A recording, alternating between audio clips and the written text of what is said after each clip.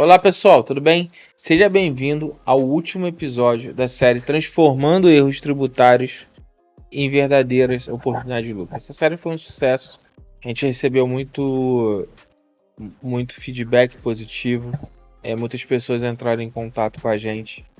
E nesse último episódio eu deixei um pouco separado, um pouco aberto, para que a gente depois possa até aprofundar numa transmissão ao vivo no YouTube, ou talvez até numa live, porque é algo que eu vou deixar um pouco aberto. Eu vou falar nesse vídeo aqui um pouquinho das oportunidades, que ele é gravado, né? Então, assim, a gente vai trazer um pouquinho o conceito, mas aqui a gente vai começar a dar um pouquinho mais de exemplos em algumas situações. E aí, mais para frente, a gente pode fazer esse conteúdo ao vivo, porque aí você já pode tirar a dúvida ao vivo.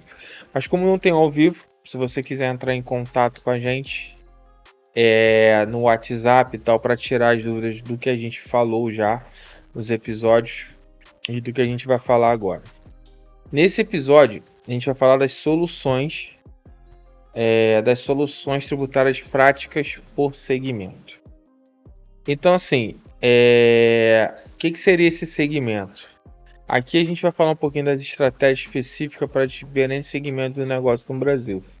Analisamos as particularidades fiscais nos outros episódios. E agora a gente vai começar a separar um pouquinho para o profissional, que é pessoa física, os prestadores de serviço e para o comércio. O porquê você tem que se adequar fiscalmente numa dessas três ramificações de oportunidades que você tem de prestação como empresário. Então vamos lá, primeiro ponto, para a gente pontuar aqui do que a gente falou no episódio 1, do que a gente falou no episódio 2 e do que a gente falou no episódio 3. Então assim, a gente falou no episódio 1 dos fundamentos de planejamento tributário, todos esses itens aí a gente falou. No episódio 2 sobre Simples Nacional e no episódio 3 a gente falou um pouquinho sobre os regimes tributários, que é o lucro real e presumido. Então aí foi todos os temas que a gente abordou nas outras três séries. Se você quiser assistir, era bom você assistir a sequência, né? No episódio 1, 2, 3 são episódios bem curtinhos. E a gente vai agora finalizar essa série com algumas situações, né? O que a gente vai falar basicamente dos tópicos. Só três que a gente vai falar hoje. A oportunidade para profissional liberal, para os prestadores de serviço e para o comércio, ok? Por que eu separei nesses três? É para vocês entenderem um pouquinho a particularidade de cada um, tá? Então, o que a gente entende ali para os profissionais liberais? Vamos começar pelos profissionais liberais. O que seria o conceito de profissionais liberais? São profissionais como médico, como fisioterapeuta, como contador, que tem a sua regulamentação como PF e também pode ter podem escolher ser CNPJ. Então, para esse tipo de profissionais, eles sempre se questionam se é viável ter um CNPJ, de como funciona. Geralmente essas migrações são feitas muito quando as pessoas viram PJ, muitas vezes porque as empresas forçam, então porque você vai migrar de emprego e a outra empresa te força a CPJ e você começa a entrar num cenário. Mas assim, no dia a dia, a gente vê que 95% dos profissionais que eram CLT e se tornou CNPJ não se arrependeram, até preferem ser CNPJ do que CLT. Por quê? Hoje no CLT se tem a falsa ilusão de que você está segurado, que você tem benefícios fiscais, enfim. Só que na verdade, o empresário, quando vai te contratar como CLT, se ele te paga 5 no final, ele vai te oferecer um salário de 2 mil, 3 mil, e os outros 2 são para encargos. Então, quando você vai ser PJ, você tem muito a visão de que Ah, mas aí eu tô perdendo benefício e tal, mas na verdade é um acordo em que você acaba recebendo esse dinheiro na sua mão e administrando ele melhor. E aí como é que funciona? Né? Na PF você tem a tributação conforme a tabela, que ali depois de R$ 5.000 ali você já começa a pagar 20 e poucos por cento. E na PJ a gente já passou aqui por vários cenários, então sempre fica ali entre 6, 10, 15% dependendo do seu faturamento. Então, de cara, você já entende que o ser CNPJ tributariamente já é um pouco melhor de carga tributária, né? Então, e aí, qual é a oportunidade que você precisa entender nesse cenário? Que uma pessoa física pode pagar 27, enquanto um CNPJ paga entre 6 e 19%. Ah, Bruno, mas aí eu tenho outros gastos como contador, como sei lá o que, como funcionário. Só que aí você consegue alavancar o seu negócio e através disso você acaba ganhando um pouquinho menos porque você paga funcionário, mas você ganha mais na escala. Então assim, mas vamos supor numa situação, né? A gente está falando aqui de profissionais liberais, em que você trabalha, só você vai ser o seu CNPJ, você vai emitir uma nota, duas notas para uma empresa ou outra. Então, num cenário que você não tem funcionário no máximo pro labore. Então, nesse cenário, você deixa de tributar 27%, 20 e poucos por cento, para tributar 6 a no máximo 19, dependendo do faturamento. Então, entenda que só de cara já é melhor tributariamente, tá? Então, você que é profissional de saúde, fisioterapeuta e tal, e hoje, né, o governo começou esses profissionais que precisam emitir recibo, eles estão sendo monitorados e está sendo cada vez mais difícil a migração, a sonegação, desculpa, a sonegação. Porque um dos grandes dificuldades que a gente tem para atender esses profissionais liberais, que às vezes me irrita um pouquinho, é porque quando ele vem comparar, ah, mas eu não pago 27%. Mas por que você não paga 20 e poucos por cento? Ah, porque eu não declaro tudo. Então, assim, a sonegação é um risco que está cada vez mais difícil de você fazer. O que acontece é que esses profissionais liberais, eles sonegam muito, deixam de tributar muito. E aí, quando eles começam a ter aquela cultura de ter que pagar imposto, tem que, às vezes, ter um contador, às vezes o contador não querem pagar um valor ali de meio salário mínimo, às vezes até menos, mas eles entendem que não, um custo tudo é um custo, tudo é um custo, no custo por quê?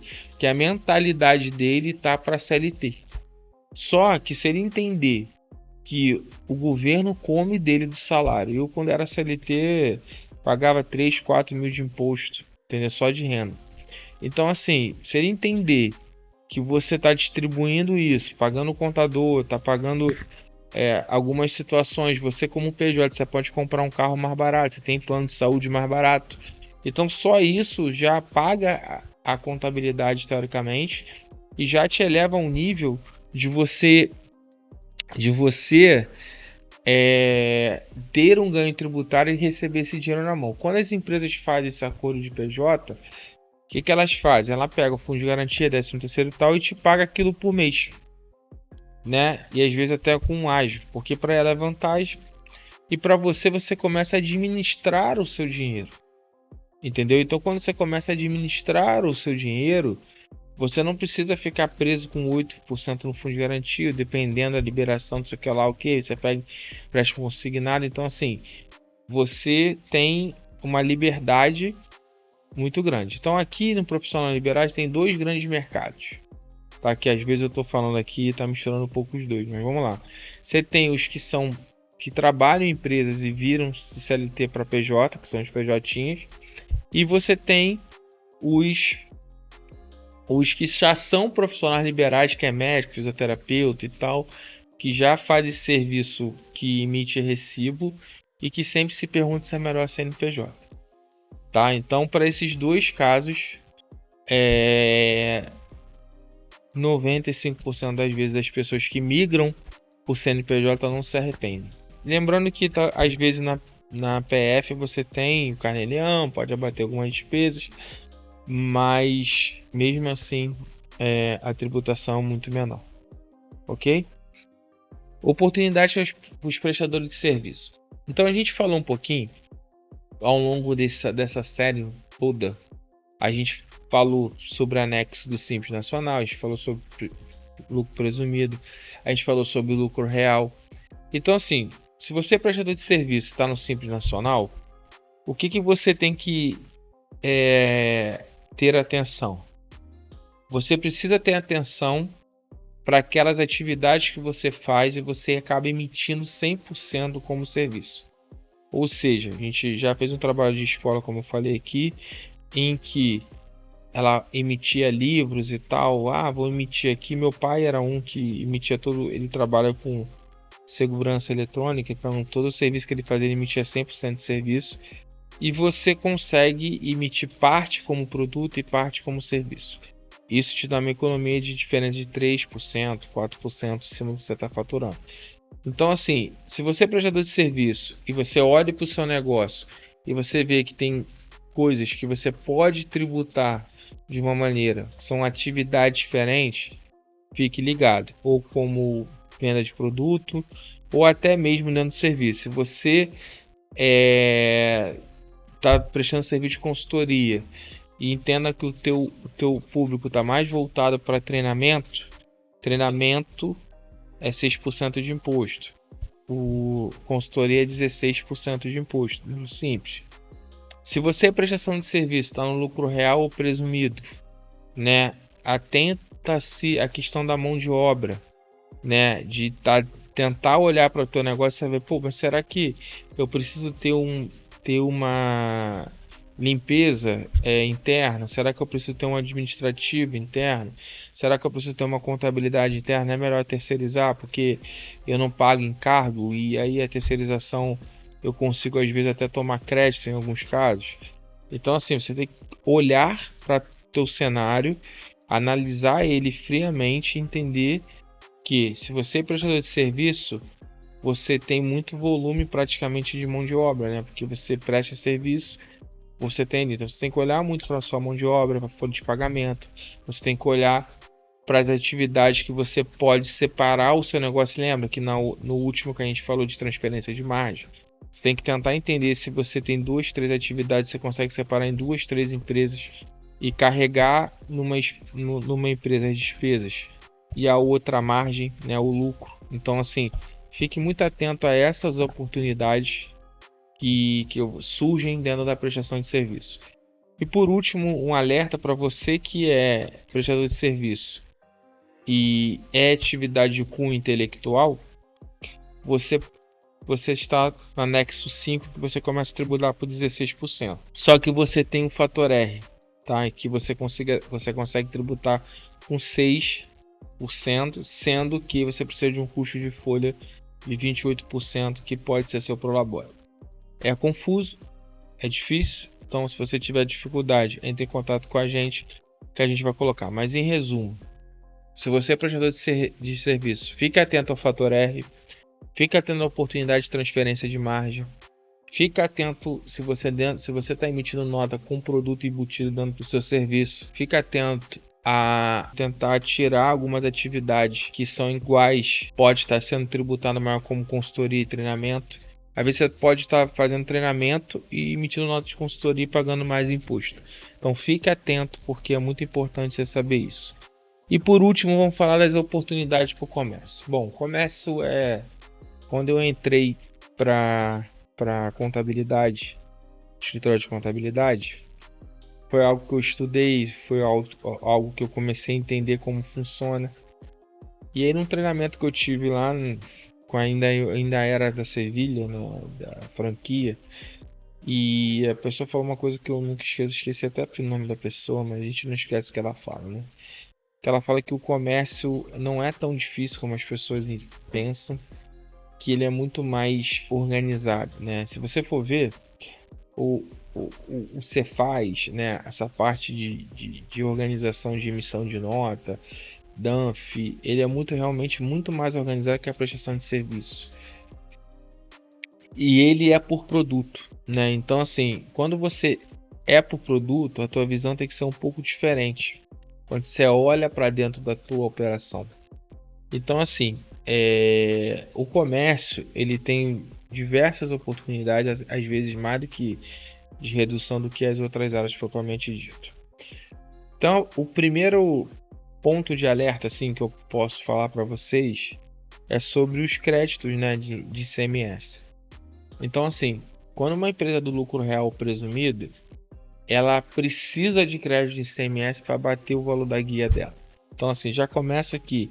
Por isso que você começa a entender que as empresas grandes só compram das empresas grandes, né? Por quê? Porque elas têm crédito de ICMS. Então, você precisa tentar adequar a sua estratégia. Eu já tive cliente aqui que tem uma empresa do Simples e a outra de presumido para vender para algumas situações com a de presumido, porque senão ele não consegue vender porque lá não tem crédito PIS/COFINS. Mas aí quando você faz isso, você muda também a sua característica inteira. Então você tem que comprar de produtos que tenha crédito de crédito de ICMS. Então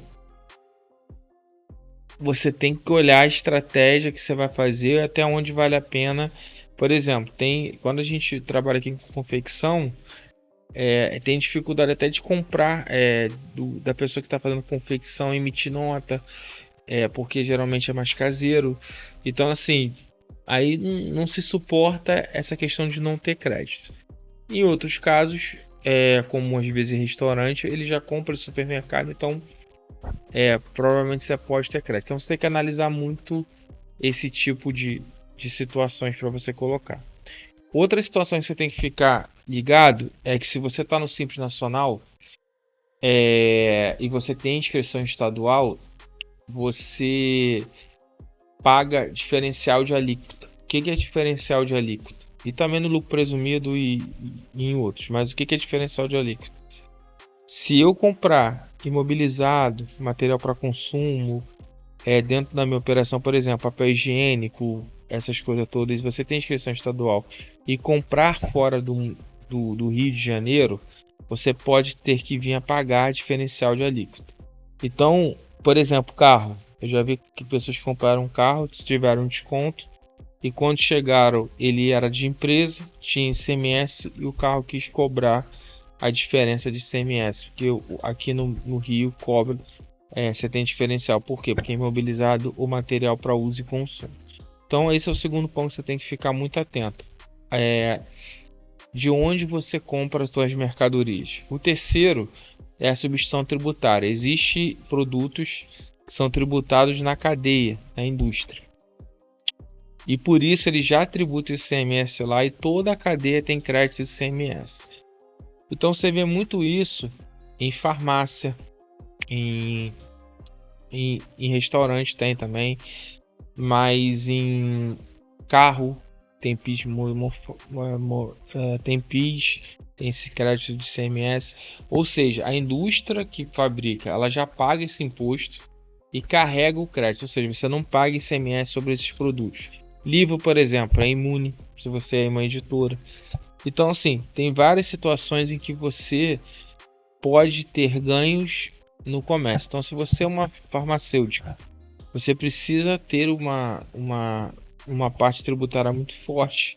Você precisa ter um investimento de sistema para que você possa ver se você está tributando ou não indevidamente alguns produtos que você tem ali, tá? Eu vejo basicamente essas oportunidades dentro de comércio.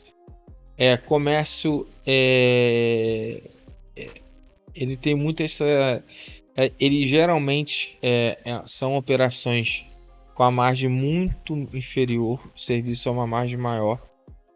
Então assim, você paga a taxa de cartão de crédito, então assim,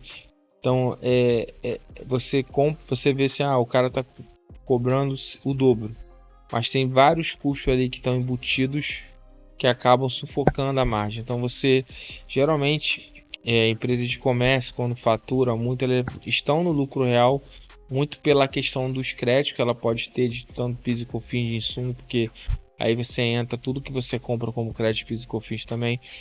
Então assim, ó, é uma operação muito diferenciada e com a margem muito baixa às vezes, tá? Então só para colocar aqui, esses são as oportunidades básicas dentro do comércio. Bom, chegamos ao fim da série. Se você quiser, entre em contato com a gente, deixa aí o seu número. A gente vai entrar em contato com você, vai fazer uma reunião, tentar entender, te ajudar, tirar dúvidas. Queria te agradecer por toda essa audiência sobre essa série. Eu estou recebendo muito feedback positivo, muito obrigado.